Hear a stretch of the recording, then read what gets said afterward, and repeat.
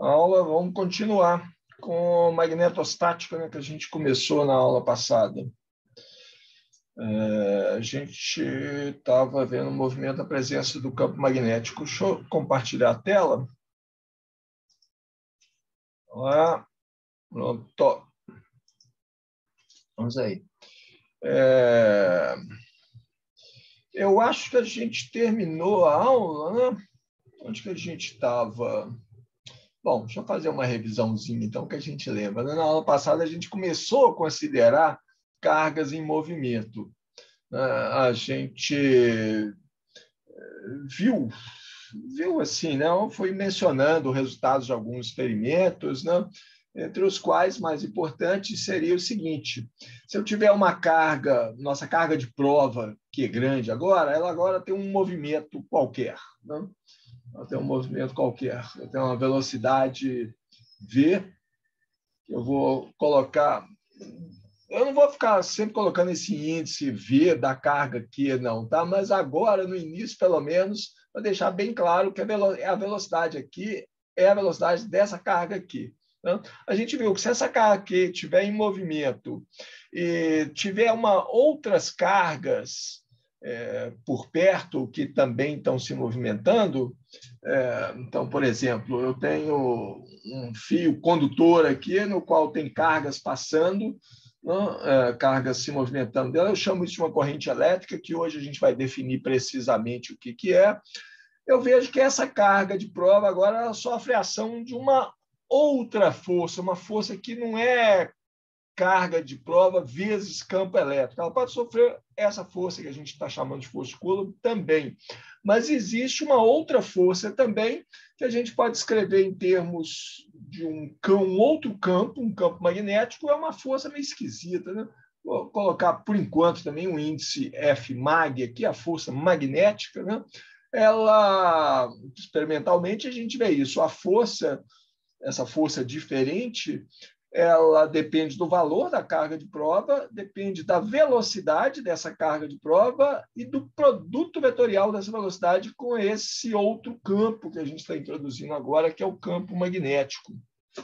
O nosso modelo, então, é que essas cargas fonte, essas cargas que estão nesse fio aqui, essa corrente elétrica, ela produz um campo magnético, né, nessa região do espaço, e esse campo magnético B, que a gente tem que ver como que ele é produzido, né? Mas esse campo magnético vai produzir uma força sobre essa carga aqui, que é dada por essa expressão aqui, que em geral é chamada de força de Lorentz, é só um nome para ela, né? Essa expressão é proposta com base em resultados experimentais, é um postulado, né? Então, um postulado diferente aqui agora. Né? A coisa interessante dessa força, eu falei, é uma força meio esquisita. Não, é uma força, né? Mas ela tem características bem particulares. Ela é perpendicular tanto à direção do campo magnético quanto à direção da velocidade da carga de prova. A força é resultado de um produto vetorial da velocidade da carga de prova e desse campo magnético. Então, a força é perpendicular a ambos. Né? Bom, eu posso juntar as duas forças, então, que a gente tem numa força só, a força eletromagnética sobre uma carga de prova Q, ela depende do campo elétrico na posição que a carga está e depende também do campo magnético na posição que a carga está, mas depende também da velocidade dessa carga aqui. Velocidade da carga aqui. Acho que a última vez que eu coloco esse índice aqui, tá? Eu estou querendo diferenciar. Velocidade da carga de prova é uma coisa, é ela que determina essa força aqui. A velocidade que as outras cargas têm, as chamadas cargas fontes, né? As cargas que produzem o campo magnético, é uma outra velocidade. A velocidade que elas têm determina o valor desse campo magnético. Né? Então, é importante diferenciar essas duas velocidades. Uma característica interessante dessa força magnética, né? Essa parcela aqui, né? Não pode dar nome. Em geral, a gente chama esse termo magnético, essa força magnética, de força de Lorentz. Essa força QV0 a gente chama de força de Coulomb, né? Mas esses nomes não são universalmente aceitos, não. Né?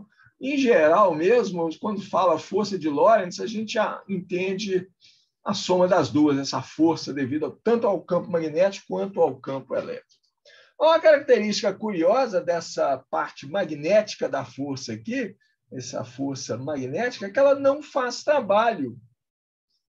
Por que ela não faz trabalho? Porque ela é sempre perpendicular à direção do movimento da carga. A força magnética é perpendicular à velocidade que a minha carga tem. Então, ela não pode fazer trabalho. É fácil mostrar isso, né?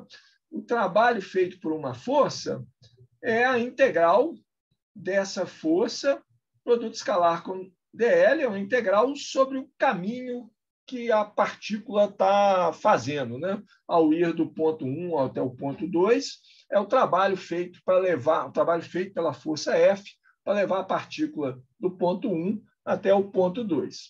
Bom, eu posso escrever isso em termos da velocidade, né? Isso aqui é a integral de 1 a 2, dizendo aquela coisa que físicos gostam de fazer, matemáticos não, né? Eu divido e multiplico por dt, divido por dt e multiplico por dt. dl dt é a velocidade, né? Então, esse integral aqui, isso pode ser demonstrado rigorosamente, tá? Mas não é o caso. Isso aqui é força, produto escalar com a velocidade, né? Transforma a integral de caminho numa integral no tempo, né? Substituindo, introduzindo aqui a velocidade. Ora, no caso da força magnética, a força magnética é sempre perpendicular à velocidade da carga, em todos os pontos do movimento. Ela é sempre resultado de um produto vetorial da velocidade com o campo magnético. Então, ela proporciona a velocidade. Esse produto escalar vai dar sempre zero. Zero, né? Para F igual a força magnética. Então, gente, força magnética é esse termo aqui, carga vezes o produto vetorial da velocidade dessa carga com o campo magnético, o trabalho feito por isso é sempre zero. Princípio sagrado, ok? Assim, não se esqueçam disso. Vocês vão encontrar muitas situações, mas a gente coloca esse paradoxo. Fala assim, imagina um desses guindastes magnéticos, né? Eu chego... não, então é uma coisa mais simples, então. Eu chego com um ímã, né, esses ímãs de geladeira, em cima de um prego, não, paro ele aqui, ele está parado, o ímã está parado, e aí eu chego pertinho do prego, o prego pula para o ímã. Eu desloquei o prego, eu fiz trabalho. Trabalho foi feito sobre o prego, porque ele saiu de cima da mesa até a posição do ímã. Ele subiu a altura, ganhou energia potencial, foi feito trabalho sobre ele. Aí você fala assim, foi a força magnética que atraiu ele para o ímã. Então, a força magnética fez trabalho nesse caso. Não. Para tudo, fala, não, força magnética não faz trabalho, ponto. Não? Vamos analisar essa situação melhor, vamos ver quem está fazendo o trabalho aqui, qual é a força que está fazendo o trabalho de verdade. Não? Nesse caso aí, depois a gente analisa, mas nesse caso, o campo magnético está agindo só como intermediário, tá? Ele não está fazendo trabalho. O campo magnético não faz trabalho sobre nenhuma partícula, nunca. Ok? Então, não se esqueçam desse princípio sagrado, mesmo que a situação aparentemente não seja assim, não vai fazer trabalho. O Zoom está brincando comigo aqui. Muito bem, ok. Então, isso aí mais ou menos é o que a gente viu de força, de magnetismo, né, de força magnética na aula passada. Aí acho que eu ia começar a analisar um movimento interessante. É um exemplo da ação dessa força magnética, ajuda a gente a entender essa força magnética, e a gente entende um tipo de movimento que é muito importante, que é o chamado movimento de ciclotron. Acontece o seguinte, né? Vamos pegar a minha partícula aqui, vou dar uma carga para ela agora, que é pequeno, né? Porque grande fica muito escandaloso. E ela tem uma certa velocidade, nesse instante de tempo, essa velocidade está nessa direção. Tá? Uma velocidade constante, não tem aceleração. Ela está nessa velocidade, não tem força nenhuma aqui. Aí eu vou colocar um campo magnético aqui. Um campo magnético entrando no plano da tela. O campo magnético é perpendicular ao plano da tela. Aí, ele está entrando aqui no plano da tela. E essa carga tem uma velocidade. Tá? É a velocidade dessa carga, ok? Não vou colocar índice aqui, não. Bom, então eu sei que eu tenho uma força. Né? Eu vou ter uma força sobre essa carga, que é o valor da carga, produto vetorial da velocidade dela com esse campo magnético. O módulo dessa força a velocidade está aqui no plano da tela, né? O campo magnético está perpendicular ao plano da tela, o ângulo entre eles é 90 graus, o módulo da força é a carga, o módulo da velocidade, o módulo do campo magnético, seno do ângulo entre eles, o ângulo é 90 graus, então não tem seno. E qual que é a direção dessa força? A velocidade está para cá, o campo magnético está entrando no quadro, a direção da força é essa direção aqui, ó. A força está para cá, né? Perpendicular à velocidade, perpendicular ao campo magnético. Vou chamar essa direção de R chapéu, tá? Direção minha, eu chamo ela do que eu quiser, daqui a pouco a gente vai ver por quê, né? Olha só o que vai acontecer. Já dá para a gente adivinhar o que acontecer. Essa força não altera o módulo da velocidade. Ela é perpendicular à velocidade. Ela altera a direção da velocidade, altera a direção e sentido. Ela gira a velocidade. Um instante depois, a velocidade vai estar apontando mais ou menos assim, né? Velocidade da carga, a carga vai estar aqui, né? Mas o campo magnético dobrou a trajetória dele. A força magnética muda de direção, ela continua apontando para cá, ela aponta para o mesmo ponto, na verdade. A gente pode provar isso matematicamente. Isso vai seguir acontecendo, né?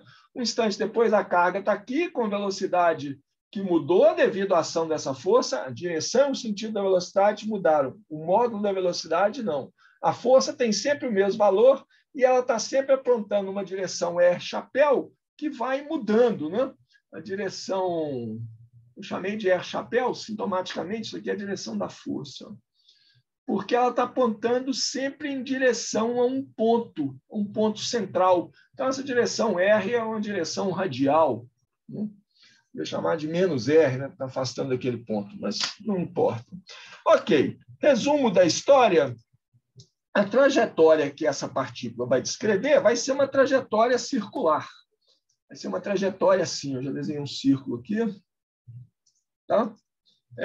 A posição da velocidade, então, em cada instante do tempo, vamos desenhar a velocidade dele. A velocidade da partícula, uma hora está aqui, a partícula está aqui, né? Depois ela está ali, depois ela está lá. A partícula vai fazer um círculo centrado nesse ponto.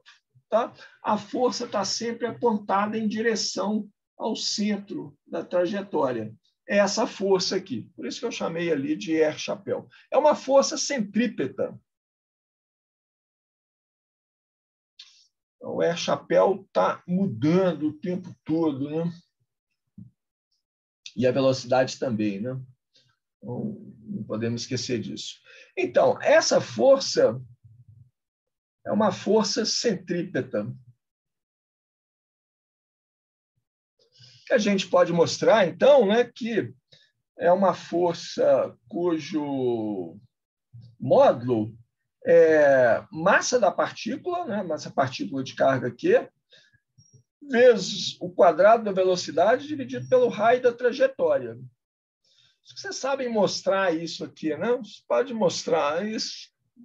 Ok, não vou mostrar não, porque é uma aula de mecânica, mas fica aí de desafio para mostrar para vocês que essa força, se a velocidade da partícula nessa trajetória circular é V, e a trajetória tem um raio que é R grande, tá?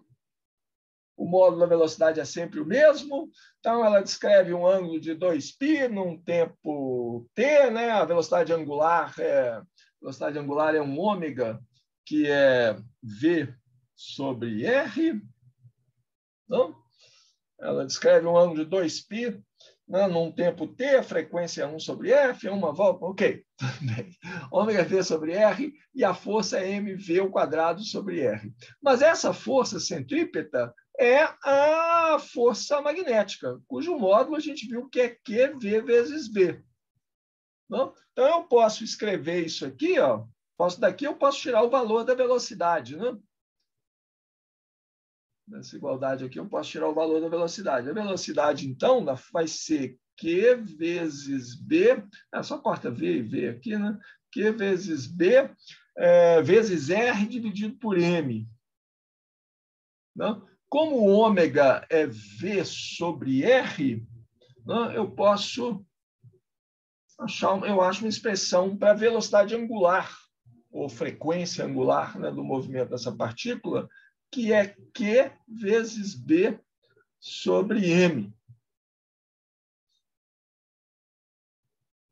Então, a minha partícula, que inicialmente tinha uma velocidade V constante, né, eu apliquei o campo magnético está aqui no centro dessa figura, né, apontando. O campo magnético está em toda essa região aqui, desculpe, não, estou desenhando ele no centro da figura, mas ele está em toda essa região aqui, ele é constante em todos os pontos, apontando para dentro da tela, né? Então, em todos os pontos da trajetória, ele faz a mesma força de mesmo modo, Q vezes B, mas sempre apontando para o centro da trajetória aqui. Tá? Essa frequência com que a partícula, a frequência angular com que a partícula faz a trajetória, né? Ou velocidade angular, se vocês quiserem, é a chamada frequência de ciclotron. É usual colocar um índice C aqui. Frequência de ciclotron.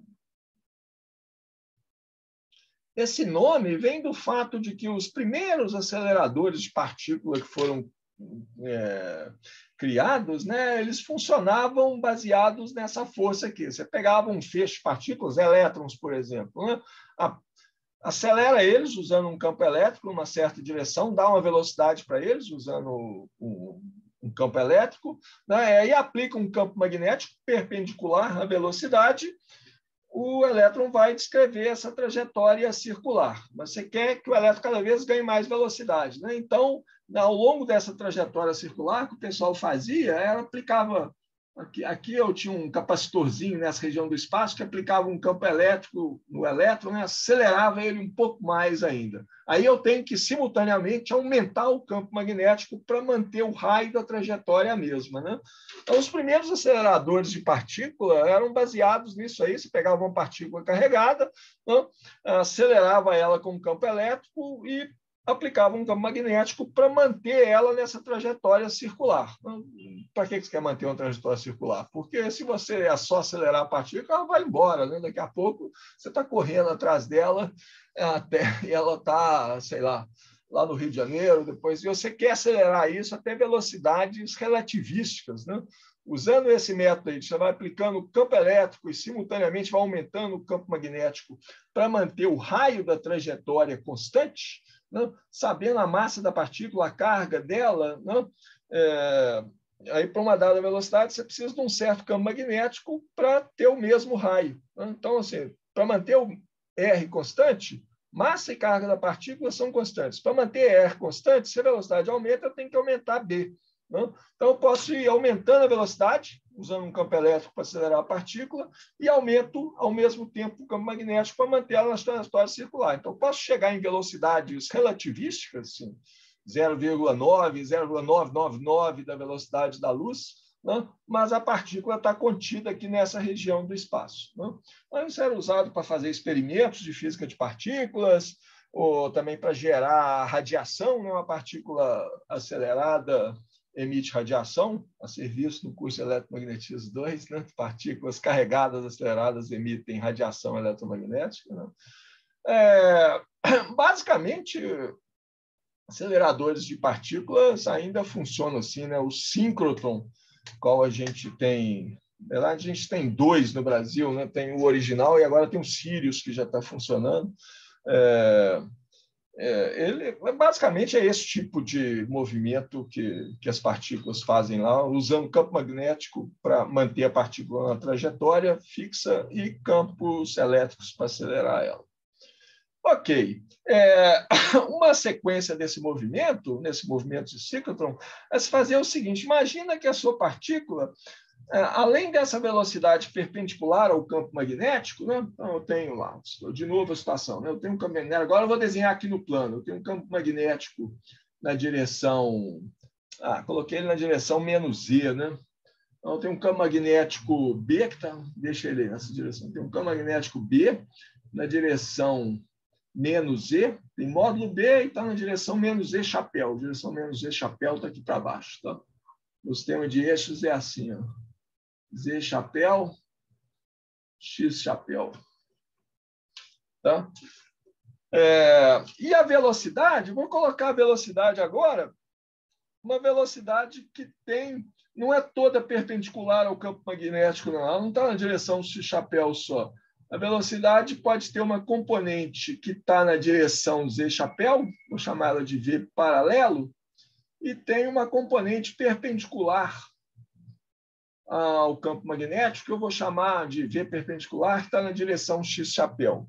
Aí, o campo magnético não afeta nada o movimento na direção z, na direção dele próprio. Não, direção, não é o sentido, né? Na direção do campo magnético não tem força nenhuma, porque a força magnética é sempre perpendicular à velocidade. Ela vai ser Q, V, produto vetorial com B. Então, o campo magnético só vai alterar essa componente da velocidade, altera a direção dela, não altera o módulo, altera a direção. Não?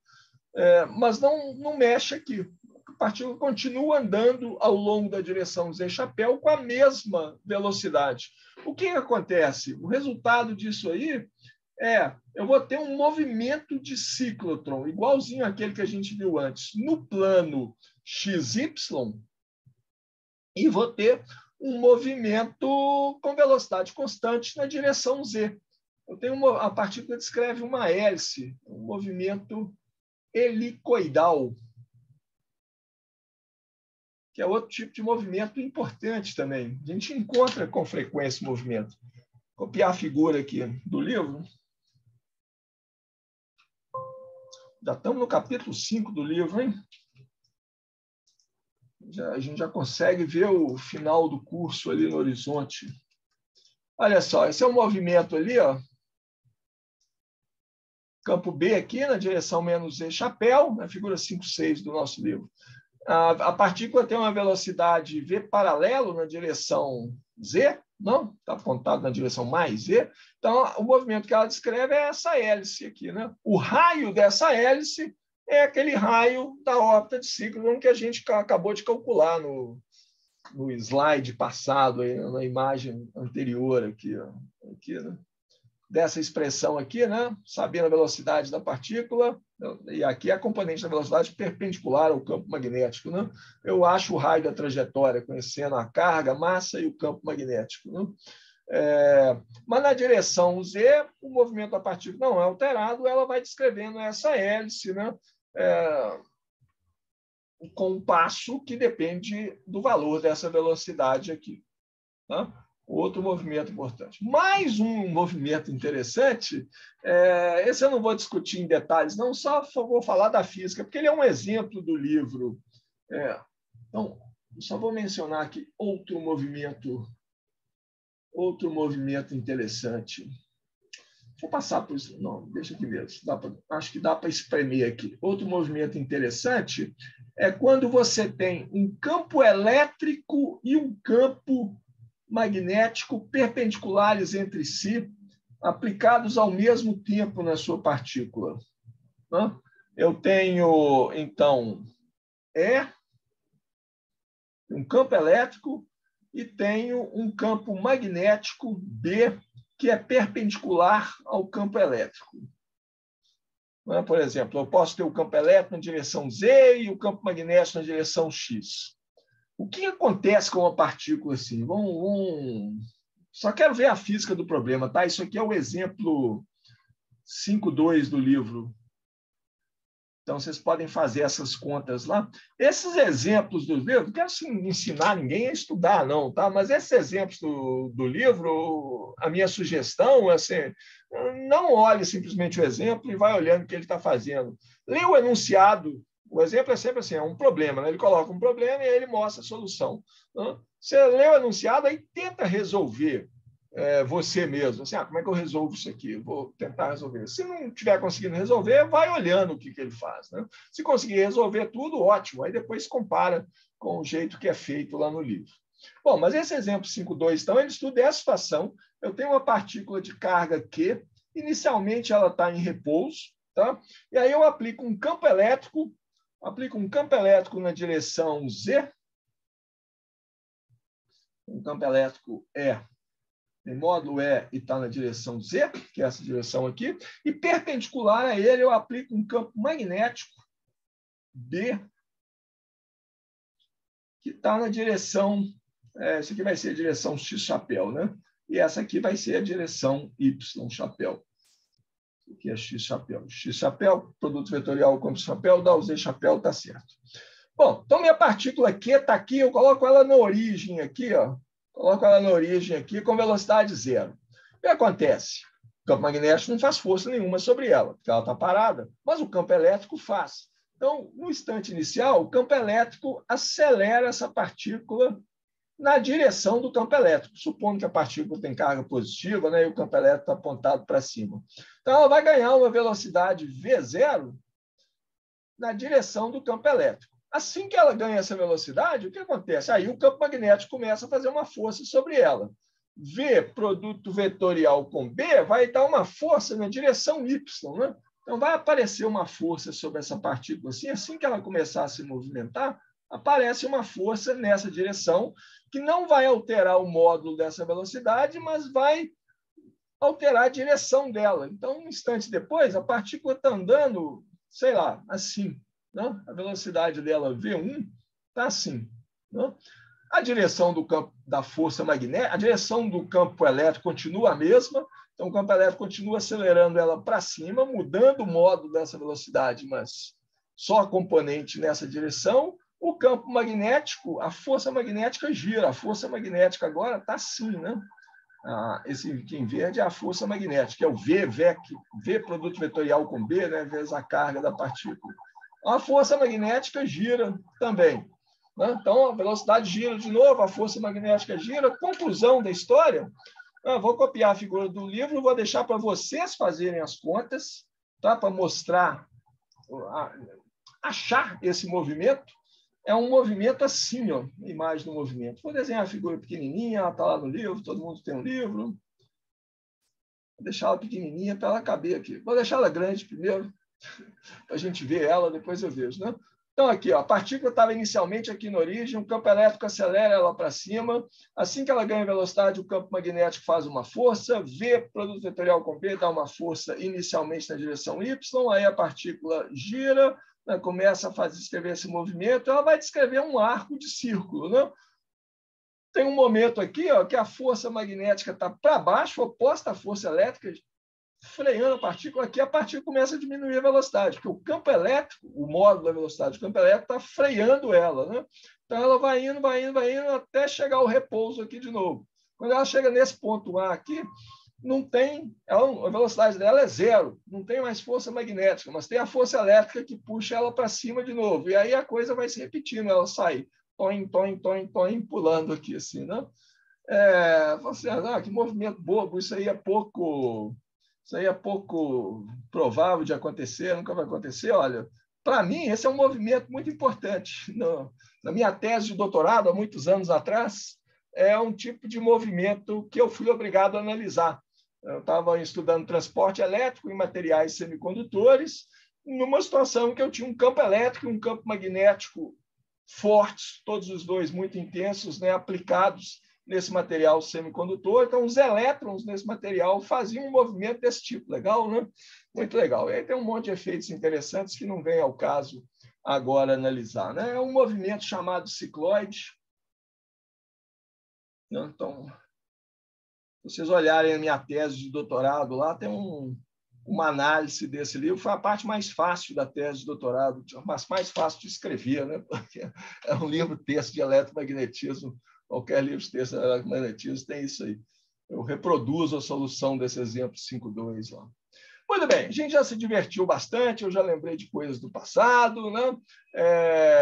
Vamos partir para coisas novas, né?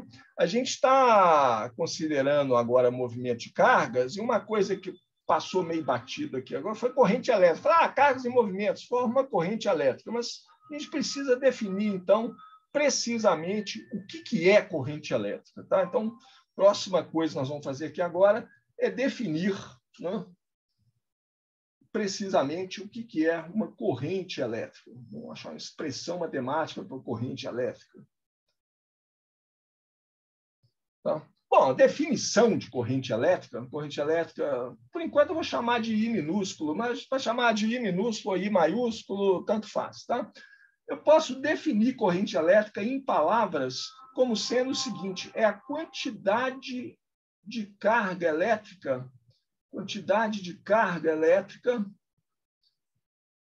que passa em um ponto qualquer, pega um ponto qualquer, que passa em um ponto, paro lá num ponto do espaço e fico contando a quantidade de carga elétrica que passa por aquele ponto onde eu estou lá sentado por unidade de tempo. Isso é corrente elétrica. Uma quantidade de carga por unidade de tempo. Então, posso escrever isso, né? Se eu tiver uma quantidade de carga infinitesimal dQ passando naquele ponto lá, num intervalo de tempo infinitesimal dt, carga por unidade de tempo, isso é a minha corrente elétrica naquele ponto. Vai ser sempre isso, a quantidade de carga que passa por unidade de tempo através de uma região do espaço lá. Em geral, assim, cargas elétricas, tem carga elétrica de dois tipos, né? Negativa e positiva. Em geral, carga elétrica negativa andando com velocidade v para lá, tem o mesmo efeito, causa os mesmos tipos de fenômenos que a carga sinal contrário, carga positiva, então, com a velocidade ao contrário, ou seja, cargas negativas andando da esquerda para a direita é a mesma coisa que uma carga positiva andando da direita para a esquerda. Você não consegue diferenciar os dois fenômenos. Isso é uma consequência do fato de que a maioria dos fenômenos depende do produto. A maioria dos fenômenos que a gente observa na natureza, né, ela depende do produto, carga vezes velocidade. Então, se a carga é positiva e a velocidade é positiva, isso dá a mesma coisa que carga negativa com velocidade negativa. Tá? Em geral, tá? Em geral aqui, porque não é todo fenômeno assim. Um exemplo clássico, que certamente se ouviram falar, é efeito Hall, né? Que é esse tipo de movimento que eu tenho. Eu tenho cargas elétricas se deslocando numa determinada direção com um campo magnético aplicado perpendicularmente em direção de movimento das cargas.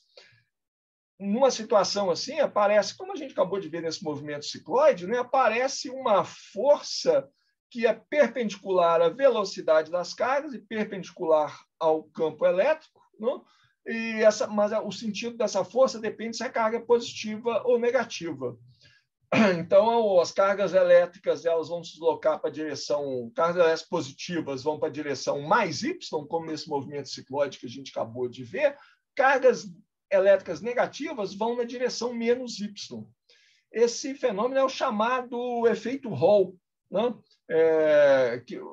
Que é uma maneira que você tem de identificar se as suas cargas são positivas ou negativas. De novo, isso é uma coisa importante em materiais semicondutores. Eu falo de materiais semicondutores o tempo todo, porque vocês sabem, né? Porque o meu trabalho de pesquisa é em cima de materiais semicondutores. Materiais semicondutores, você pode ter transporte de cargas negativas, elétrons, você tem elétrons em movimento, mas você pode ter correntes causadas por cargas positivas também, que é o que a gente chama de buracos. Na verdade, são ausências de elétrons. Então, se você trabalha com metais, não, você só vê movimento de elétrons, não é sempre corrente causada por movimento de cargas negativas em metais. Em semicondutores, você pode ter os dois tipos de correntes, né? E isso é usado para várias aplicações, fazer diodo, né? E etc., transistores. Né? Tem outros tipos de materiais também, tem os chamados condutores iônicos, né, em que você pode ter você pode ter correntes que é movimento de íons, não são elétrons que estão se movimentando, são íons. E esses íons podem ser positivos ou negativos. Ok. Então, em geral, Professor, a maioria dos... Oi, pode falar. O fato desse produto, né, V vetorial B ser um pseudo-vetor contribui para essa indistinguibilidade?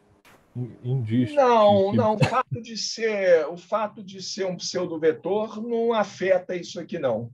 O V é um vetor, né? E Q é um número, é um escalar. Então, isso aqui é um vetor. Q vezes V é um vetor. A gente vai... sim, perdão, eu me referia aos efeitos, né, causados por uma corrente, né? Se o fato da força magnética ser um pseudo-vetor, né? Se isso contribuiria, mas então não tem nada a ver, não, né? O fato de ser um pseudo-vetor afeta outras coisas mais assim, esotéricas, né? Como inversão no tempo. Se você vai considerar se você começa a considerar que o tempo pode ser invertido, o tempo pode andar na direção positiva, sempre vai crescendo. Ou se você fala, não, então, vamos considerar que o tempo pode andar na direção negativa. Aí você tem que tomar cuidado com o campo magnético. Inversão no tempo tem implicações sobre o campo magnético. O campo magnético não inverte. Então, ao contrário das outras coisas. Mas isso são coisas mais esotéricas.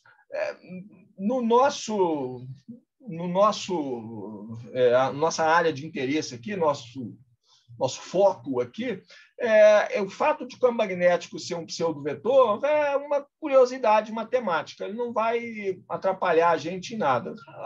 Ele funciona como um vetor normal o tempo todo. Tá? Então, todos esses fenômenos que a gente está discutindo, o fato do campo magnético ser um pseudo-vetor não tá bagunçando, não. Só quando você começa a considerar coisas mais esotéricas, como inversão no tempo, posso inverter o tempo pode andar para cima ou para baixo, aí você tem que tomar cuidado com o campo magnético. Pseudo-vetores se comportam diferente de vetores na inversão do tempo. Mas isso é outra história. Muito bem.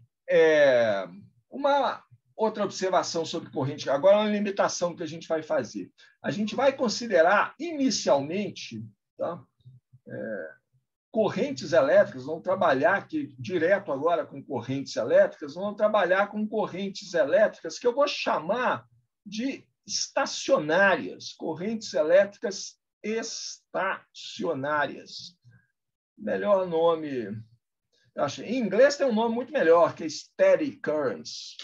O que é uma corrente estacionária? Estacionário é porque, como assim, as cargas não andam? Não. A corrente que é estacionária, ou seja, o que eu quero dizer com corrente estacionária são correntes que não mudam no tempo, ela tem sempre o mesmo valor. Em um determinado ponto do espaço, ela é sempre a mesma. Tá? E se você pegar um fio, a corrente é a mesma em todos os pontos do fio. A quantidade de carga que chega por unidade de tempo num ponto é igual à quantidade de carga por unidade de tempo que sai naquele ponto. Eu não tenho carga acumulando em nenhum ponto, nem carga divergindo de nenhum ponto. Tá? Então, por enquanto, a gente vai considerar correntes que não mudam no tempo, nem variam no espaço. Assim, a corrente tem um valor nesse ponto, no ponto seguinte que eu estiver olhando, ela tem o mesmo valor. Tá? Não está aparecendo mais carga ou menos carga em nenhum ponto, não. Isso é o que a gente chama de magnetostática. É o análogo magnético da eletrostática. Basicamente, é dizer que a gente vai considerar só campos magnéticos que são constantes, campos magnéticos que não estão variando no tempo. Tá? A gente está, do mesmo jeito que antes na eletrostática, a gente está considerando campos elétricos que não mudam no tempo. Tá? Depois a gente levanta essa limitação e vamos considerar um caso mais geral. Mas, por enquanto, nós vamos trabalhar com correntes elétricas que não variam no tempo nem no espaço. A corrente nesse ponto é a mesma corrente no ponto seguinte, para onde a corrente está indo. Tá? E eu quero fazer uma definição matemática mais precisa de corrente. A gente vai ver que corrente depende da quantidade de carga vezes a velocidade. Né? Vou fazer isso primeiro para um fio. Vamos pegar um fio, uma linha de carga. Tá? Tem um fio aqui, uma linha, onde eu tenho... Isso aqui é um fio. Eu vou fazer primeiro em uma dimensão, depois em duas, depois em três. Então, nesse fio aqui, eu tenho uma quantidade de carga que está se movimentando no tempo. Então, tem uma densidade de carga por unidade de volume, lambda, Lambda é a quantidade de carga, não é por unidade de volume, não, carga por unidade de comprimento que eu tenho no meu fio em movimento. Tá? Lambda é a carga em movimento. Eu vou considerar que o fio como um todo é neutro.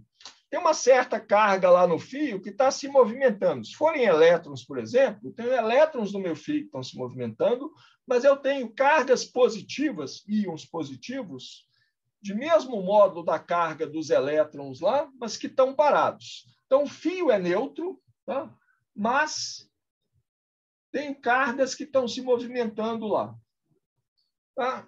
Isso é tranquilo? Não, eu tenho um tanto de carga positiva aqui e as cargas negativas estão andando, que elas vão sair aqui na ponta. Sai carga negativa aqui na ponta do fio, mas ela entra lá embaixo de novo. Tá? Então, eu sempre tenho o mesmo tanto de carga negativa e carga positiva no fio. Só que uma dessas duas está andando no tempo.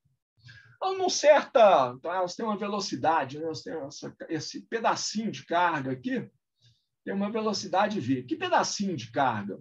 Num pedaço do fio de comprimento dl, a carga dq que tem naquele pedacinho de tamanho dl é a quantidade de carga por unidade de comprimento vezes o comprimento do fio. Né? dq é lambda dl. Então, a corrente elétrica, que é a quantidade de carga que passa por unidade de tempo num ponto, se eu parar num ponto aqui, ó, eu vejo a quantidade de carga dq, que é lambda dl, passando num tempo dt. Né? Esse pedaço dl atravessa o ponto do fio que a minha versão nanoscópica, né? Eu estou sentado aqui dentro do fio, né? E estou medindo a quantidade de carga que passa nesse ponto aqui, e eu vejo que num tempo dt passou uma quantidade de carga dq, que é a quantidade de carga que eu tenho por unidade de tempo, e esse comprimento dl que atravessou aqui. Então, ora, dl dt é a velocidade que essas cargas estão andando. Então, isso aqui é lambda vezes v. E a direção de movimento dessas cargas é a direção da velocidade, né, que vai mudando ao longo do fio, depende do que o fio está fazendo. Né? Então, eu posso definir um vetor corrente elétrica, agora eu vou usar o I maiúsculo, que vai ser lambda vezes velocidade. Eu posso colocar um sinal de vetor aqui, porque a direção e o sentido da corrente é sempre a direção e o sentido da velocidade dessas cargas que estão em movimento. Ok, essa velocidade vai mudando, essa direção da corrente vai mudando, está na direção do fio. Né? É um vetor nesse sentido, é um vetor que muda, né, ao longo do fio. Uma outra observação aqui, se a corrente é produzida por cargas positivas e negativas, né, se temos movimento de cargas positivas e negativas também, os dois tipos de cargas estão em movimento, que é o que acontece no semicondutor, né? Movimento de cargas negativas e cargas positivas. Então, eu vou ter dois tipos de corrente. Eu vou ter uma corrente que uma parte é a quantidade de cargas positivas por unidade de comprimento que estão em movimento, vezes a velocidade dessas cargas positivas, tá? E isso vai se somar com a quantidade de cargas negativas por unidade de comprimento que estão em movimento, vezes a velocidade dessas cargas negativas. Em geral, essas cargas estão respondendo a um campo elétrico para poder se movimentar, né? As positivas estão indo para um lado, as negativas para o lado oposto. Né? Em geral, eu não preciso me preocupar quem é que está se movimentando, tá? Mas, como eu mencionei antes, em algumas situações, sim, eu tenho que ver que, peraí, eu tenho aqui movimentos de cargas positivos ou negativos. Existem alguns fenômenos físicos que vão distinguir o tipo de carga que está em movimento. Né? Em um fio metálico comum, né, um material condutor comum, né, quem se movimenta são cargas negativas, são elétrons. Né? As cargas positivas daquele fio, os íons que deram origem àqueles elétrons, que soltaram os elétrons que se movimentam pelo fio, os íons ficam fixos lá na primeira aproximação. Eles estão vibrando a qualquer temperatura finita, mas eles estão fixos, né? E são os elétrons que são livres para se movimentar. Não, a gente, como mencionei, a gente, em geral, não faz essa distinção, tanto faz. Né? Bom, qual que é a força magnética, então, num fio como esse? Já sei a corrente aqui, né? Qual que é a força magnética se esse fio estiver numa região do espaço em que eu tenho um campo magnético? Força magnética sobre fio com corrente I, que é lambda vezes V, como a gente viu isso aqui. Vou passar isso aqui para o slide seguinte. Será que eu consigo copiar tudo isso aqui? Porque aí isso aqui fica título do que vem agora, né? Posso colar isso aqui, ó. Quero calcular a força magnética sobre um fio igual àquele lá. Né? Então, vou ser obrigado a desenhar o fio de novo. Né? Tá o fio aqui, eu tenho uma corrente I, né, que a gente viu que pode ser dado por essa expressão aqui. E nessa região do espaço eu tenho um campo magnético, sei lá, tem um campo magnético B aqui, eu não vou desenhar a direção dele, está numa direção qualquer, não interessa. Tá? Eu sei que, qualquer que seja a direção dele, sobre um pedaço de fio DL, eu vou ter uma força magnética. Né?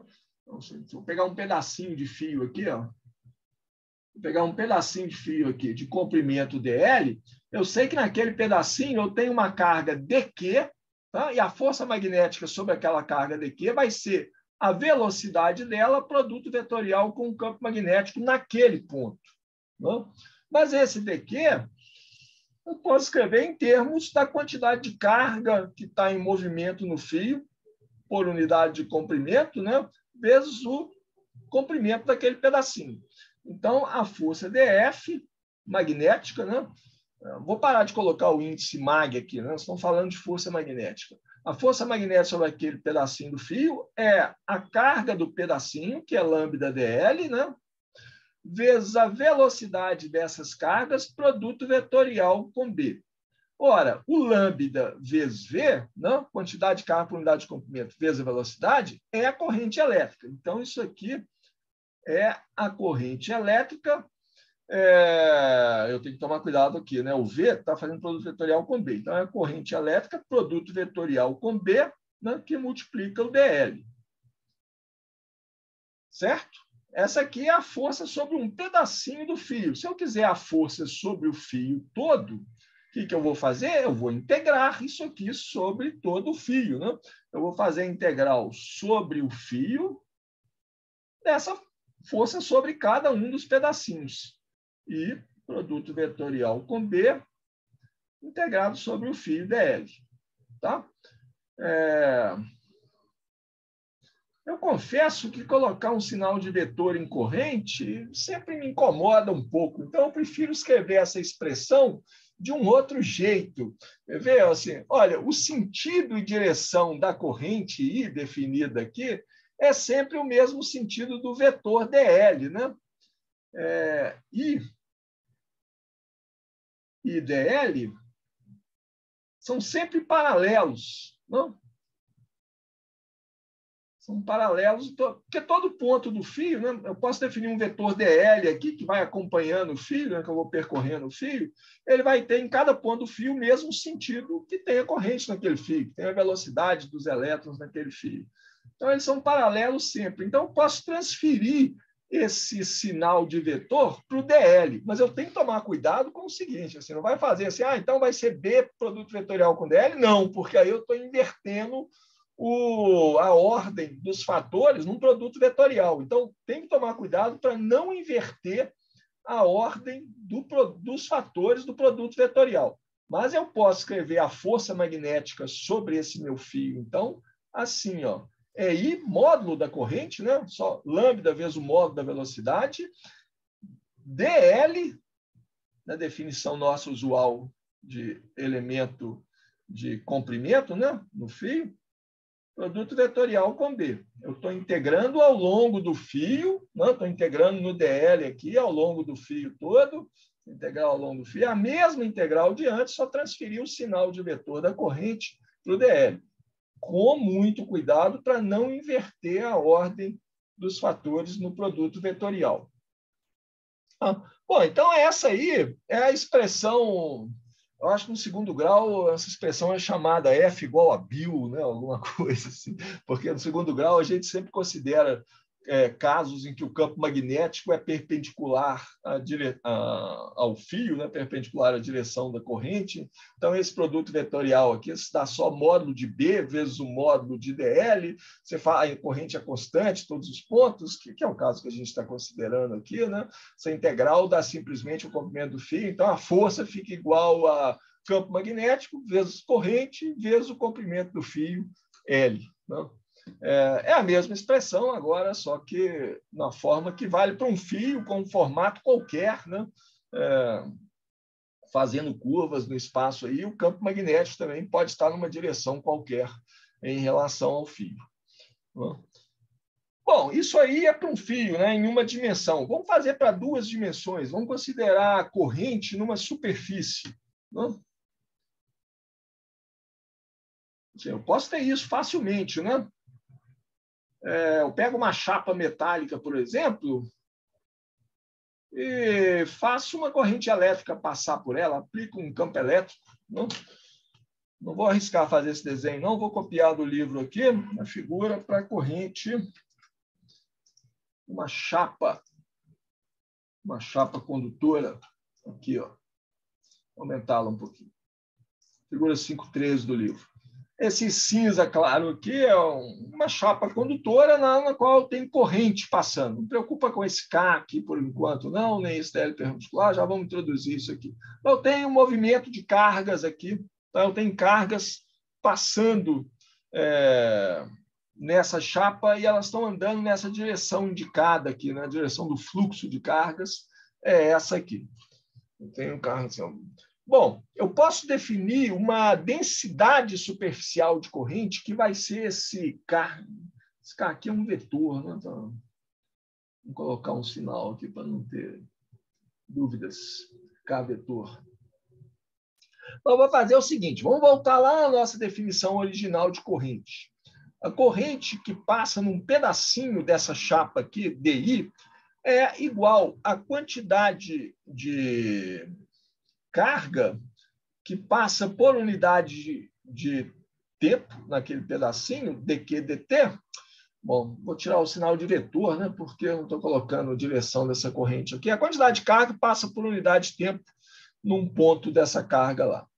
Se a quantidade de carga por unidade diária que está em movimento é sigma, sigma é a densidade de carga em movimento, né? Densidade superficial, a quantidade de carga por unidade diária, densidade de carga por unidade diária, mas cargas que estão em movimento, densidade superficial de carga em movimento. Então, o dq que entra nessa expressão aqui vai ser a quantidade de carga em movimento, quantidade de carga por unidade de área em movimento, vezes a área. Então, a área eu vou escrever ela assim, ó, é dl perpendicular, vou pegar um pedacinho aqui, ó, que tem isso aqui, dl perpendicular, e tem um comprimento x na direção de movimento da carga, dx, né? Então, a quantidade de carga que tem em movimento nesse pedacinho aqui, ó, é sigma vezes dl vezes dx. dl perpendicular vezes dx, né? Esse dl perpendicular aqui vezes dx é a área desse pedacinho e eu tenho isso aqui de carga por unidade de área em movimento, então eu tenho essa quantidade de carga aqui. Se eu dividir isso aqui por dt, eu vou ter a corrente. Não? Eu vou ter a corrente I. Então, isso aqui vai ser sigma dl perpendicular dx. E eu escolhi o dx, não, na direção de movimento da carga. Então, agora eu posso colocar um sinal de vetor aqui. Vocês deixarem a corrente, tá? Essa corrente que tem esse módulo aqui, a direção de movimento dele é a direção do x, dx. Não? E eu tenho que dividir por dt, isso aqui vai ser a velocidade. Então, isso aqui é sigma vezes dl perpendicular vezes a velocidade. Então, isso aqui é um DI, né? Porque a quantidade de carga que passou é dq, no instante de tempo dt. Tá? Então, eu quero agora saber a quantidade de corrente, a quantidade de carga por unidade de tempo que passa através de um elemento de comprimento dl perpendicular. Tá? Eu vou parar aqui, e aí eu estou olhando ao longo de todo esse comprimento dl perpendicular quanto de carga por unidade de tempo que passa aqui, naquele comprimentozinho que eu estou olhando. Então, eu vou dividir essa expressão por dl perpendicular, isso aqui vai ser sigma vezes v. Eu vou definir, então, uma densidade superficial de carga. Tentar fazer meus artifícios aqui, vou subir isso aqui um pouquinho, para espremer a minha definição de K. Desculpe, densidade superficial de corrente. K vai ser esse sigma V.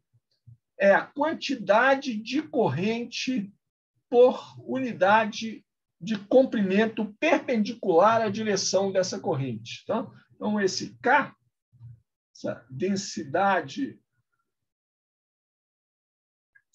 K, que por definição é a quantidade de corrente que passa por unidade de comprimento perpendicular à direção de corrente, é a chamada densidade superficial de corrente.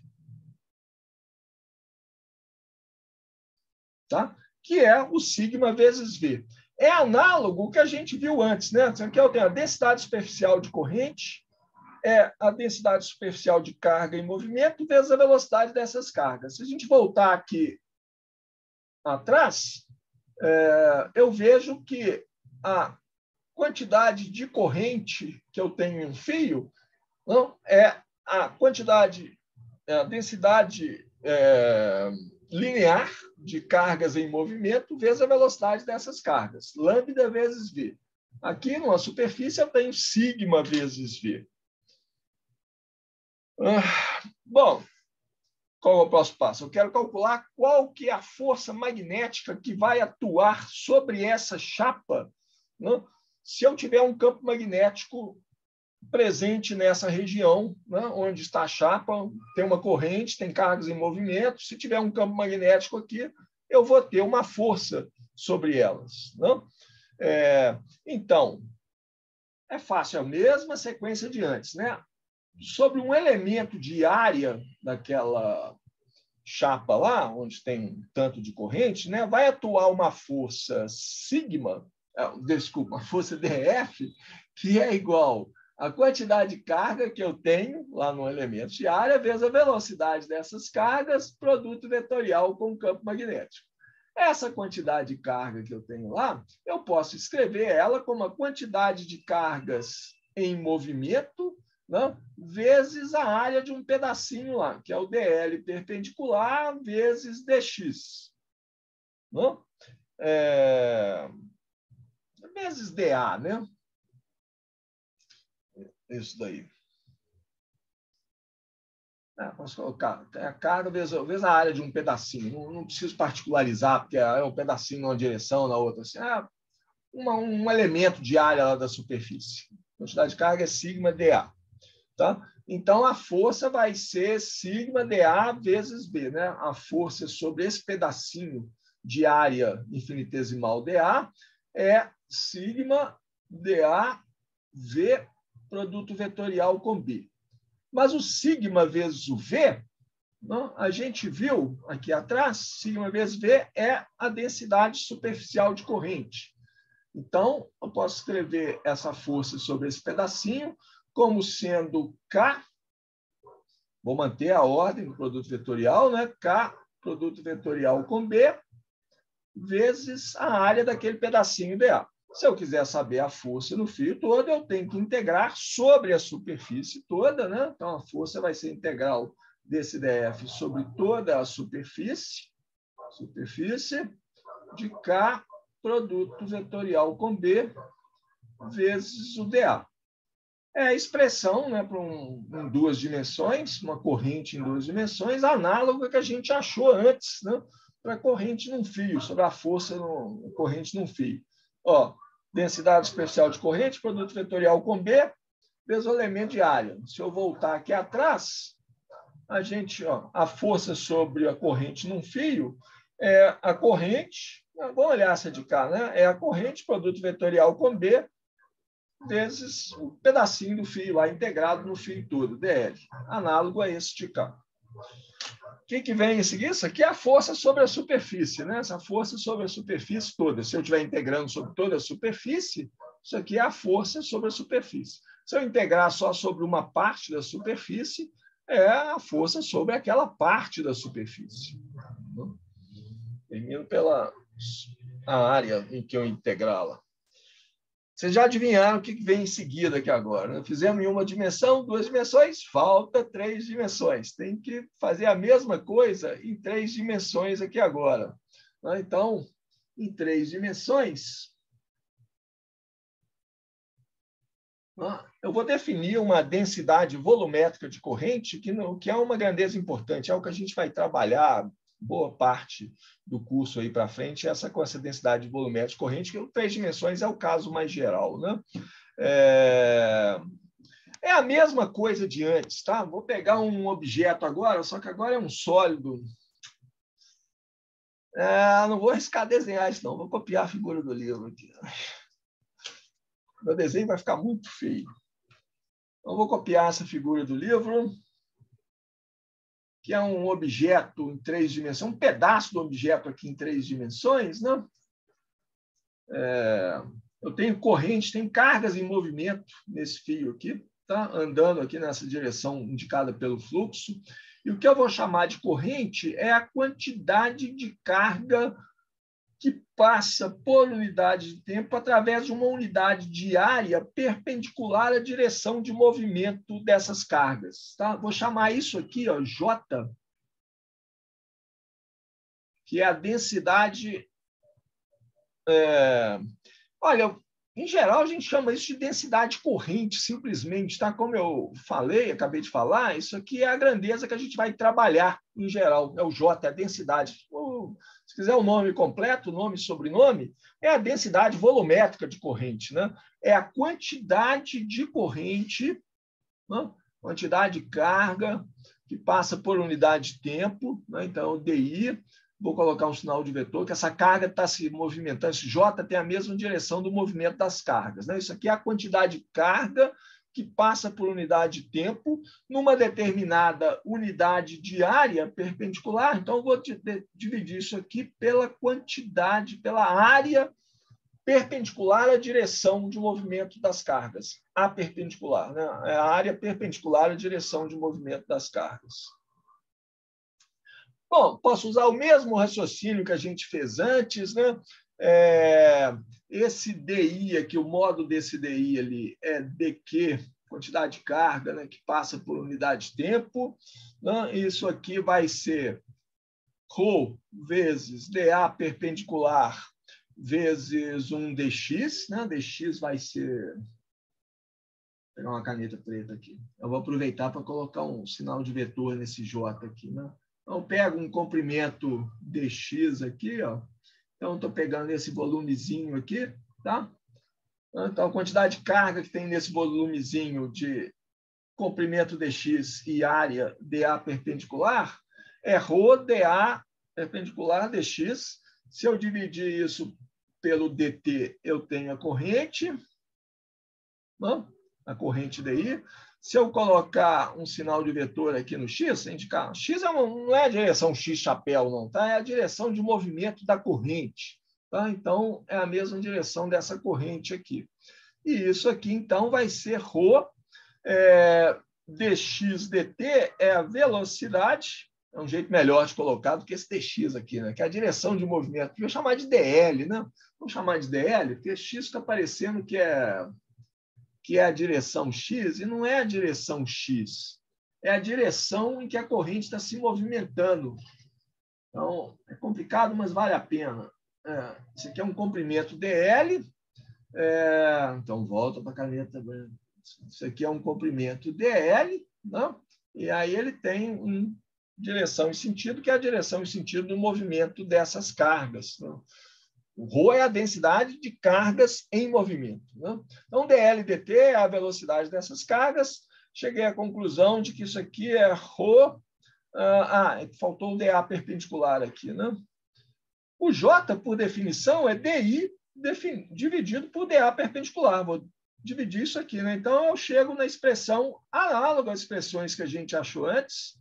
A densidade volumétrica de corrente, ou simplesmente densidade de corrente, é a densidade de cargas que estão em movimento, né, vezes a velocidade dessas cargas. Essa expressão, vocês vão encontrar ela muitas vezes aí para frente, tá? Porque é a expressão mais geral, né? A expressão que exprime a densidade corrente em 3 dimensões, mas que eu posso reduzir facilmente para 2, uma dimensão, né? É só mudar o ρ aqui para a densidade superficial de cargas em movimento, sigma, ou então para lambda, se for cargas em uma dimensão só. Ok, agora vamos chegar num outro resultado muito importante, né? Um resultado fundamental, usando argumentos físicos. Depois eu vou chegar no mesmo resultado, tá? Não cheguei no resultado ainda não, tá? Estou só anunciando. Depois eu vou chegar no mesmo resultado a partir das equações de Maxwell, tá? Estou criando um suspense aqui, porque é um resultado importante. Para chegar nesse resultado, usando argumentos físicos, eu vou fazer o seguinte. Eu quero calcular qualquer quantidade de corrente, vou até mudar de slide aqui. Eu quero calcular a quantidade de corrente que atravessa uma superfície qualquer S. Corrente total, né? Saber toda a corrente que atravessa uma superfície S. Atravessa uma superfície qualquer. Olha, vou pegar uma superfície qualquer, né? E pegar... talvez vou usar o mesmo desenho aqui para a gente tentar entender o conceito. Pega uma superfície qualquer aqui, não precisa ser perpendicular à direção da corrente, não, tá? Pode ser inclinada num ângulo aqui. Eu quero saber quanto de carga por unidade de tempo atravessa essa determinada superfície. Vou estragar meu desenho, não. Vou copiar isso aqui e aí eu coloco ele lá no outro slide. Se não confunde todo mundo que estiver olhando só para o arquivo, né, o quadro da aula aqui. Então, vou colar essa figura aqui, vamos diminuir ela um pouquinho. Eu tenho lá uma densidade corrente, né, num certo material, e aí eu quero saber, pode ser no vácuo também, né? Eu tenho uma superfície aqui, tá, que não está perpendicular à direção da corrente, não, tá? O vetor dA dela aqui, né? Perpendicular à superfície. Essa aqui é a minha superfície S. Eu quero saber a quantidade total de corrente que atravessa essa superfície. Ora, a quantidade total de corrente que atravessa a superfície vai ser o quê? Vai ser a integral de J escalar dA. Eu vou pegar J escalar dA, me pega a componente da densidade de corrente que é perpendicular a essa superfície, né? Por isso, o produto escalar de J e dA. Eu vou pegar a componente de J que atravessa a superfície, né? Isso vai me dar a quantidade de carga por unidade de tempo que atravessa essa superfície. Ok? Isso aqui é integrado sobre aquela superfície S ali, né? Isso é a corrente total que atravessa a minha superfície. E se eu tiver uma superfície fechada? Tá? Agora não é mais aquela figura, não, porque agora é uma superfície fechada. Se a superfície é fechada, o que eu vou fazer? Eu posso ter corrente em todas as direções, né? O que eu vou fazer? É muito simples, né? Eu simplesmente vou fazer integral, essa mesma integral, sobre essa superfície fechada, né? De J escalar dA. De novo, o argumento físico é o mesmo. J escalar dA me pega a componente de J que atravessa a superfície. Eu não somo sobre toda a superfície, integro sobre a superfície toda, eu tenho a componente de J que atravessa a superfície. Eu tenho a quantidade de carga por unidade de tempo que sai né, daquela superfície. Ei, carga que sai da superfície? Então, de onde veio essa carga? Carga que estava lá dentro do volume circundado por essa superfície fechada, né? Então, a carga que está dentro do volume, a superfície fechada define um volume, não? Tem carga atravessando a superfície, saindo daquele volume. Então, a carga lá dentro do volume está diminuindo, certo? Então, eu tenho carga no volume circundado por S, né?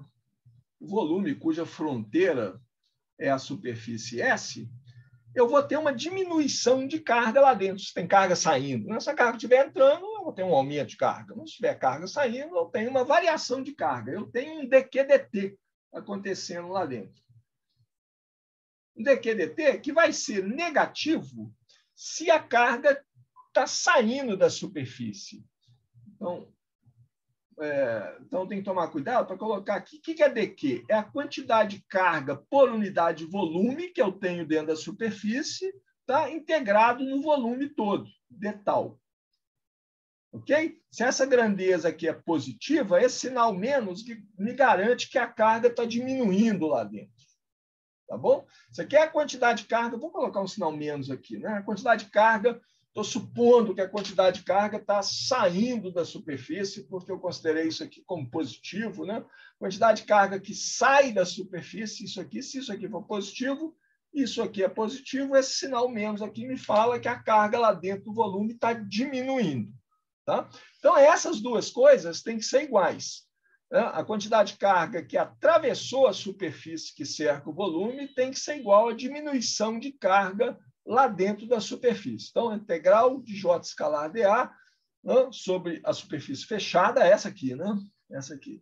Integral de J escalar dA sobre a superfície fechada tem que ser igual a menos a taxa de variação do tempo da carga lá dentro daquela superfície. Vamos escrever isso aqui, então. Né? Então, a integral de J escalar dA sobre a minha superfície fechada tem que ser igual a menos a variação de carga lá dentro do volume, né? Definido por aquela superfície. Integral de ρ de tal sobre o volume todo é a quantidade de carga que eu tenho lá dentro. Vou usar o famoso teorema da divergência agora para transformar essa integral de área numa integral de superfície, né, numa integral do volume. Teorema de divergência me diz que a integral sobre uma superfície fechada de um vetor, produto escalar com dA, é igual à integral do divergente desse vetor, divergente de J, integrado sobre o volume definido por aquela superfície fechada. E a gente viu que isso aqui tem que ser igual a menos... Vou passar essa derivada no tempo lá para dentro. Posso? Olha aqui, isso aqui é uma integral no espaço, né? dx da y dz, integral no volume, né? Isso aqui é uma integral no espaço, isso aqui é uma derivada no tempo, são variáveis independentes, não importa a ordem que eu faço as contas. Posso derivar no tempo primeiro e depois integrar, posso integrar primeiro e depois derivar, como está aqui. Ou seja, posso colocar isso aqui dentro da integral. Isso aqui vai ser integral de menos. Mas aí eu tenho que usar derivada parcial, né? Porque o ρ pode ser função do espaço, né? E do tempo. Então, isso aqui eu quero derivar só em relação ao tempo. Então, mudei para derivada parcial. Menos derivada de ρ dt, de tal, integrado sobre o mesmo volume V lá do lado de lá. Essas duas integrais são iguais para qualquer volume, desde que ele seja o mesmo dos dois lados, é óbvio, né? Isso implica que o integrando tem que ser igual. Ou seja, o divergente da densidade de corrente tem que ser igual a menos a taxa de variação da densidade de carga no tempo. Essa equação expressa um resultado muito importante. Ela é chamada equação de continuidade. O que ela expressa? Ela expressa a conservação de carga. É uma expressão matemática de uma coisa que a gente usou, né? Eu supus a conservação de carga quando eu falei com vocês que o lado de cá tem que ser igual ao lado de lá. Eu falei com vocês assim, a quantidade de carga que sai de dentro do volume por unidade de tempo tem que ser igual à quantidade de carga que atravessa a superfície que circunda esse volume, né? Não está aparecendo carga na superfície, lá dentro do volume, não está aparecendo carga do nada, nem sumindo carga em nenhum ponto do espaço. Carga lá dentro diminuiu? É porque ela saiu do volume, né? Carga apareceu aqui, atravessou a superfície, ela veio lá de dentro, né? Se eu olhar aqui na superfície, eu vejo, tem uma carga aqui, ela atravessou. A carga aqui dentro diminuiu e saiu. Ela saiu aqui, atravessou a superfície. Eu já supus a conservação de carga, né? Mas eu cheguei numa expressão matemática para essa conservação de carga. Isso aqui expressa a conservação de carga. É uma equação fundamental. Não é um postulado novo, não, tá? Uma coisa bonita das equações de Maxwell é que essa conservação de carga está embutida lá nas equações de Maxwell.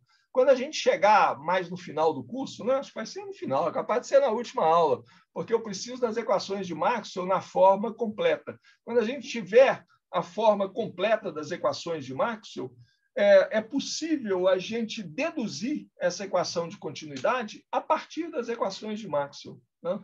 Ou seja, a conservação de carga elétrica está embutida lá nas equações de Maxwell. Dito tudo isso, né, vamos lembrar aqui agora que a gente está considerando magnetostática. Engraçado, 13 slides é a conta de um tempo de aula, né? Mas eu vou... Vamos ver o que vai acontecer aqui. Mais uns 5 minutos, vocês me aguentam aí, né? Pelo menos uma coisa eu preciso falar com vocês. Eu preciso falar o seguinte, olha,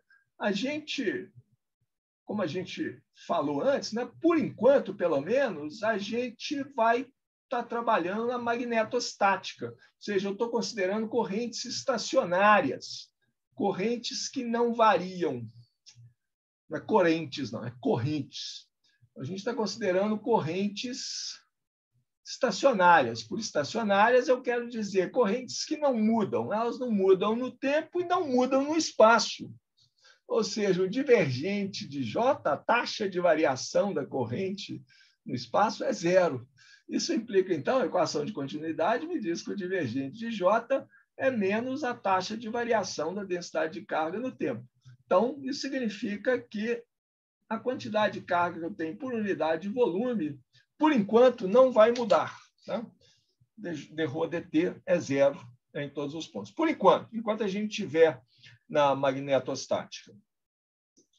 Muito bem, gente. Nós chegamos num ponto aqui que dá até para terminar a aula aqui agora. O que a gente fez até agora, né, de campo magnético, a gente analisou as forças sobre correntes elétricas em fios, correntes elétricas em superfície, correntes elétricas em volume, né, em qualquer objeto 3D, sempre usando aquele postulado da força de Lorentz. A força magnética que atua sobre uma carga em movimento é o produto do valor dessa carga vezes o produto vetorial da velocidade dessa carga com o campo magnético.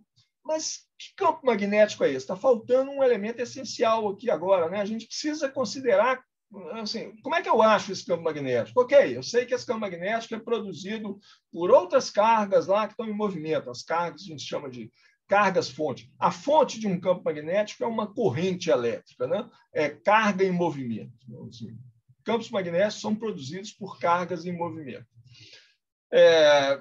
Mas produzidos como? Assim, como que é a forma de um campo magnético que é produzido por um determinado movimento de certas cargas lá? Eu preciso saber como descrever isso, né? Senão eu não posso seguir para frente. Na verdade, é isso que a gente quer saber. Né? Eu quero saber como que é o campo magnético produzido por uma corrente. Por enquanto, a gente vai considerar correntes estacionárias.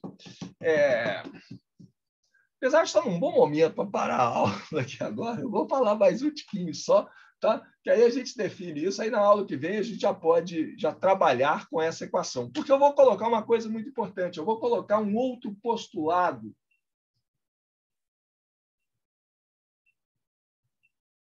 Então, vocês vão prestar atenção, porque é uma coisa importante, né? Apesar de estarem cansados no final da aula. Esse postulado é a chamada lei de Biot-Savart.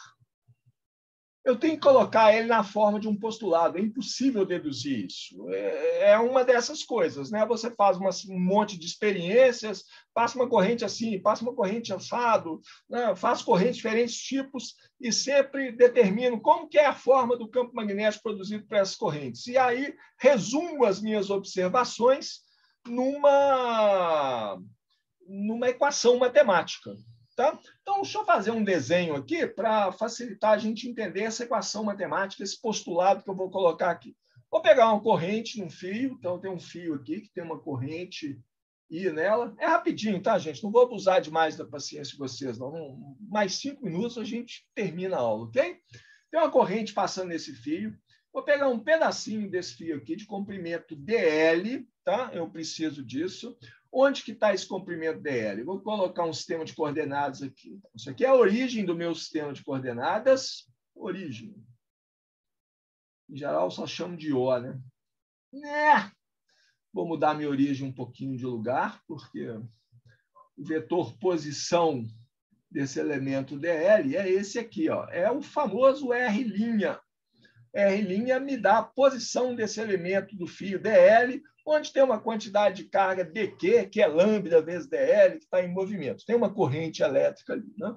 Eu quero saber qual que é o campo magnético numa certa posição aqui do espaço, uma posição qualquer do espaço, indicada pelo vetor posição R. Vocês já viram que vai aparecer aqui, né? Vai aparecer o famoso R, que é, por definição, R menos R'. Né? Ok, tem tudo que preciso para jogar para vocês o postulado ali. Esse movimento de cargas aqui, essa corrente elétrica que está aqui, vai produzir no ponto R um campo magnético dado por esta expressão aqui, que é a famosa lei de Biot-Savart. Isso aqui me dá o campo magnético. Será que eu consigo aumentá-lo um pouquinho? Mais ou menos. Isso aqui me dá o valor do campo magnético nessa posição R aqui, não? B nessa posição R. Então, o magnético está aqui. Ele depende de uma constante, que é μ0, dividido por 4π. Ninguém pode rir, não. O valor da constante μ0 é 4π vezes 10 a menos 7 newton por metro quadrado. Por que eu achei que vocês iam rir? Né? Porque assim, a expressão depende de μ0 sobre 4π. E o μ0 vale 4π vezes 10 a menos 7. Pô, que saco! Por que eu não coloco 10 a menos 7 só aqui? Então, assim, porque fica muito feio, né? Você colocar 10 a menos 7. Eu não podia colocar só 10 a menos 7. Se eu coloco um número, eu tenho que colocar as unidades desse número. Aí eu tenho que colocar aqui 10 a menos 7 newton por metro quadrado. Note-se que isso aqui é a expressão para a lei de Biot-Savart no Sistema Internacional de Unidades. Tá? Então, a constante μ0, que é a chamada permeabilidade do vácuo,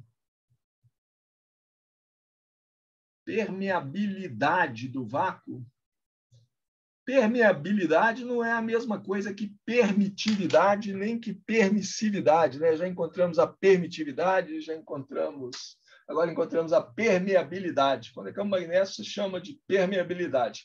É o análogo do ε0, né, que é a permitividade do vácuo. Para campo magnético, você usa o termo permeabilidade e essa aqui é o valor da permeabilidade do vácuo. Por que 4π vezes 10 a menos 7? Exato, 4π vezes 10 a menos 7. Π você pode calcular quantos algarismos significativos você quiser. Né? Porque é conveniente. Né? Eu defino a unidade de campo magnético no Sistema Internacional de Unidades, né? As unidades de B. Esse campo magnético aqui, no Sistema Internacional de Unidade, é a unidade chamada Tesla. Na verdade, quando você escreve o nome da unidade, né, você usa a letra minúscula. O símbolo é uma letra maiúscula, T maiúsculo. Né?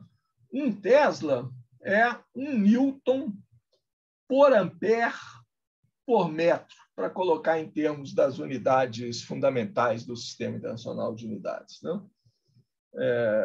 Então, o tamanho esse 4π10⁻⁷ aqui define o que é o tamanho do Tesla. E é conveniente colocar dessa forma, de μ0 sobre 4π, e um tamanho conveniente para o Tesla é determinado por esse 4π × 10⁻⁷. Tá? É muito usual também no sistema CGS usar a unidade do sistema CGS. No sistema em que as unidades fundamentais, né, são centímetro, grama, segundo, C, centímetro, G, grama, S, segundo, a unidade de campo magnético é o Gauss. Usa-se o Gauss. E é muito comum as pessoas darem campo magnético em Gauss, que é indicado por um símbolo que é um G maiúsculo, porque um Gauss é 10⁻⁴ Tesla. É só um fator de ordem de grandeza, né? E por que o Gauss é usual? Porque campos magnéticos mais usuais, eles estão dessa... Não vou passar desse slide, não. Campos magnéticos usuais são da ordem de Gauss. Por exemplo, o campo magnético da Terra... O campo magnético da Terra, todo mundo sabe de cor, né? Vocês devem ter medido isso. Tem uma experiência lá no curso básico de laboratório de eletromagnetismo, né? Que a gente mede o campo magnético da Terra. Varia com a posição, é claro. Aqui em Belo Horizonte é mais da ordem de 0,3 Gauss, né? Que é 0,3 vezes 10⁻⁴ Tesla, que é 3 vezes 10⁻⁵ Tesla. Mas isso é aqui na Terra, né? Você pegar um ímã de geladeira, né? Um ímã desses permanentes, ímã de geladeira, vai ter um campo magnético da ordem de uns 100 Gauss, né? Ou seja, da ordem de 10⁻² Tesla. São campos magnéticos relativamente fracos, né? No meu laboratório, eu tenho um magneto supercondutor para fazer experimentos. Um tipo de experimento que a gente faz no laboratório muito é aplicar um campo magnético no material semicondutor e ver como que esse campo magnético afeta as propriedades ópticas ou elétricas desse semicondutor. Mas aí a gente precisa aplicar um campo forte. Então, o campo maior que a gente consegue lá no meu laboratório é 17 Tesla, né? Já consideravelmente maior do que de um ímã de geladeira, consideravelmente maior do que o campo da Terra, né? Mas não é nada perto do campo magnético que você tem em estrelas, né? Estrelas aí normais, você tem um campo normais, que eu digo. O que é uma estrela normal? Não sei o que é uma estrela normal, não. Tem estrelas de diferentes tipos, né? Mas estrela tem um campo magnético aí da ordem de... Ela tem estrelas de tudo quanto é tipo. Vou pegar uma estrela das grandonas, né? Uma estrela com campo magnético alto, estrela de nêutrons. Não sei se vocês sabem que é uma estrela de nêutrons é um estágio final. Bom, isso aqui não é uma aula de astrofísica. Uma estrela de nêutron é um dos estágios finais da vida de uma estrela, né? Uma estrela de nêutron tem campo magnético da ordem de 10, pode ser 10, varia demais, né? Mas de 10 a 11 Tesla. Tá vendo? O campo magnético do meu laboratório é pequeno. Mas tem coisas que têm campo magnético maior ainda, né? Tem objetos que são chamados de... não, isso aqui não é 10 a 11 Tesla, é um magneto, é uma dessas coisas. É o maior campo que tem. Né? Estrela de nêutron deve ter um campo da ordem de 10 a 8 Tesla. Né? Quem tem campo da ordem de 10 a 11 Tesla são alguns objetos, são chamados de magnetar. Né? Star, o tar aqui vem de star, estrela em inglês, né? De magnético, estrelas magnéticas. Isso aqui tem campos magnéticos, tem esse nome exatamente que elas têm esse campo magnético absurdo, da ordem de 10 a 11 Tesla. São objetos que não estão muito bem conhecidos, não.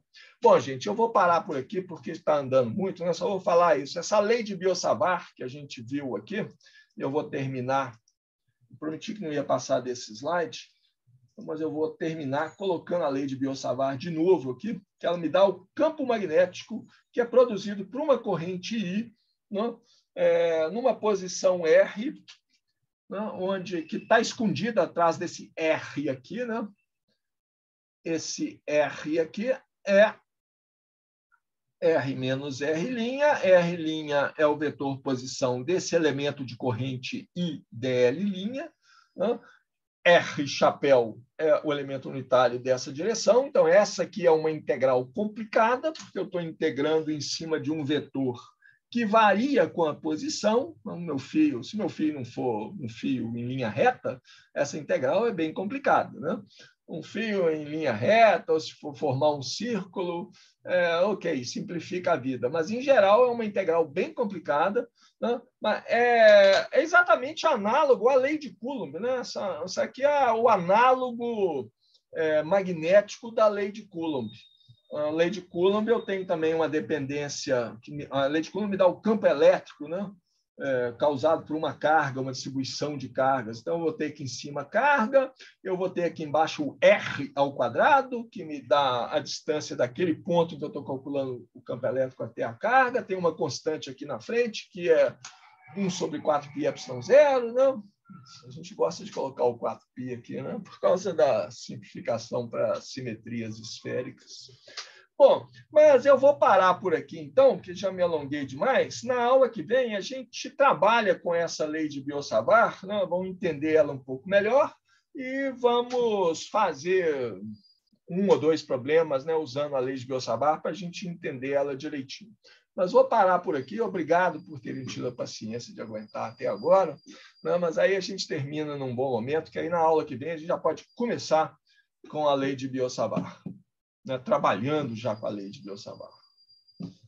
Alguma pergunta, gente? Ficou alguma dúvida aí? Alguma coisa que não está muito clara? Por aqui não, foi tranquilo. Obrigado pela aula, professor. Obrigado por vocês, pela atenção, gente, pela paciência aí de escutar. É legal. Espero que o semestre que vem a gente possa ter aulas presenciais, né? Muito mais divertido. Ficar parado na cadeira aqui não é bem eu, não. Gosto de ficar pulando pela sala. O canto tá dando aula. Mas ok, então, gente. Obrigado, então. Bom trabalho aí para vocês. Bom resto de tarde, resto de semana e um bom fim de semana. E até terça-feira que vem. Qualquer problema, vocês me mandam um e-mail, né? Qualquer dúvida, respondo assim que eu ver. Até mais, gente. Até, professor. Até mais. Boa tarde, professor. Até mais.